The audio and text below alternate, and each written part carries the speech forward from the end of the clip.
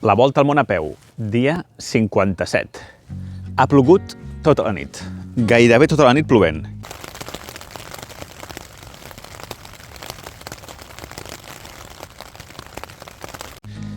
I què? Bé, no m'he mullat. La tenda ha complert, m'ha tapat de la pluja, que és bàsicament la seva funció, i perfecte.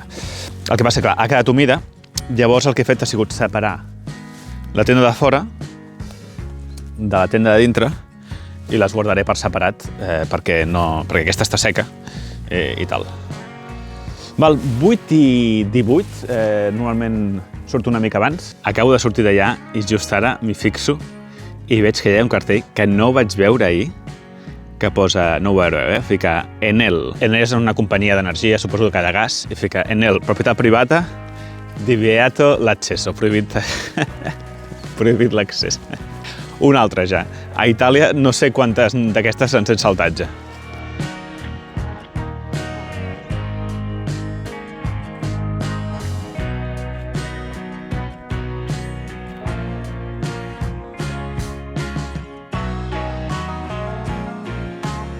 He vingut al bar, he fet el cappuccino. Si el repte fos d'Itàlia fer un cappuccino cada dia, jo crec que també el compliria. I ara, al sortir, doncs no m'he fixat i estava plovent. Podria haver quedat una estona més al bar, però bé, és que he mirat el radar i pot ser que duri una bona estona llarga, potser 2 hores aquesta pluja. Quan he sortit plovia més, no tant. En qualsevol cas m'he ficat a tot el tema de la pluja per anar tirant, perquè tampoc em puc quedar allà tot el dia. Hi havia una banda de música, làstima que no he passat per davant, perquè després ha girat i ha entrat a l'església. No sé, posaven tots banderes italianes, així com molt patriota. Raro. Vale, vinga. Seguim. Dia avui, rúfol.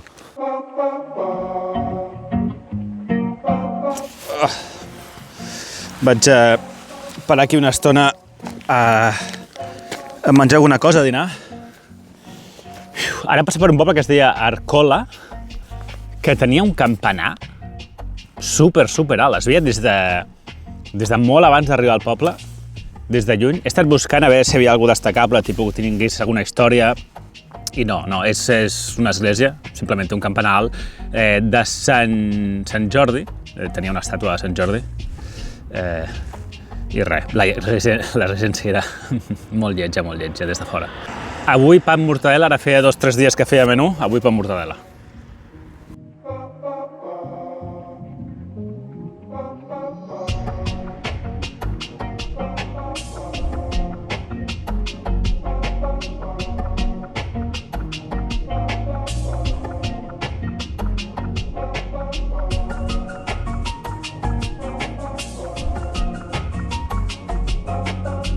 Pont del dia, li poso un cinquillo raspat. Ara estava pensant, i aquests últims dies he estat pensant, que bé, faig una espècie m'ha vingut ara per fer-ho això, una espècie de resum o de valoració més aviat, valoració de com ha sigut fins ara. Hem passat diversos punts claus, que potser no us he dit, però diversos punts claus que fa que he augmentat bastant les possibilitats de completar la volta amb a peu, que encara queda molt, Però bé, una de les meves pors era l'hivern europeu i està clar que per les temperatures no serà problema perquè ja n'he tingut de molt baixes, així que un punt salvat. Segon punt, tema físic. Hi ha dies que sento les cames cansades, que em fan mal muscularment alguna cosa, però res greu. Jo havia tingut algun parell de tendinitis en el passat o de sobrecàrregues, no sé com li vols dir, en alguns jocs, i això de moment no ha passat. És d'hora, vull dir, encara poden passar tendinitis, però bé, si ja les meves cames comencen a estar acostumades, augmenta també la possibilitat de no tenir lesions greus d'aquest tipus. Llavors, ara que estava pensant en el tema de la travessa, en general, el futur, ara estava pensant en la ruta també, no? La ruta que quan arribi a Istanbul hauré de decidir cap on tiro, no? Si des de Geòrgia volo cap a Pakistan, com havia dit al vídeo presentació, o si creuo el mar Caspi per Azerbaidjan i després faig tots els stands, tot el centre Àsia, i fins a entrar a Pakistan per la carretera del Karakorum, cosa que és un gran repte, Res, simplement compartir-vos que estic reflexionant això i no m'he decidit encara. M'inclino més per la segona opció, però ja veurem. Home, aquest pont molt millor, no? Li poso un 7, ara està una mica de depre, però té floretes, té una passarel·la per peatons. Bueno, de què depèn, no?, que vagi als estants o voli directament a Pakistan? Temes burocràtics que encara... Bueno, m'he informat per sobre, però he d'informar-me millor de la duració de la visa d'Uzbekistan, per exemple, que em sembla que és curta, però no tinc clar si es pot allargar. Jo sé que hi ha gent que ho ha fet, creuar aquest desert. Per tant, bueno, és qüestió d'informar-se. Per alguns que m'heu preguntat, Enric, tot el tema dels visats com ho portes? T'has informat? I jo sí, però no completament. Hi ha molts visats que només poden fer l'ambaixada i no es pot fer des de Barcelona perquè et donen el visat, llavors tens 6 mesos per entrar al país. I clar, jo en 6 mesos no arribo a aquests països, llavors potser ho he de fer a Turquia, a Istanbul o a Ankara. I el segon motiu serà meteorològic. Hi ha un noi que està caminant des d'Anglaterra fins al Vietnam i li ha tocat creuar aquest desert de Kazakhstan i Uzbekistan ara, a l'hivern, perquè és quan ha arribat. I va provar-ho un dia, van dos, van ell i la seva nòvia, portaven un carretó i no se n'han sortit. El primer dia ja van cridar un taxi i els van tornar cap a la ciutat perquè estaven acampant a menys 15 graus, crec, i tenien vents molt forts i clar, no, és que és too much, és too much. Llavors, clar, aquest desert s'ha de creuar, a l'estiu també és una matada, perquè la calor és molt intensa, llavors o primavera o tardor. Llavors, si m'enganxa just a l'hivern, o m'ho salto, o m'espero a que passi l'hivern. Simplement m'espero uns mesos a on estigui i ja està. Home, prefereixo no haver de fer això. Però, en fi, l'estic donant voltes, això. Llavors, he d'agafar i he de calcular quan trigo a arribar fins a Geòrgia, per saber més o menys quan m'enxamparà, però clar, és un càlcul difícil perquè són molts quilòmetres. En fi, és la logística i també una de les parts interessants de la Volta al Món a peu.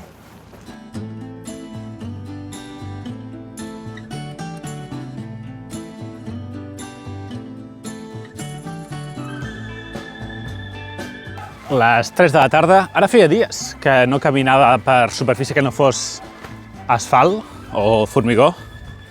Molt bé, tu, menys impacte. El dia absolutament pla, tot camps, gallines, gossos i tal.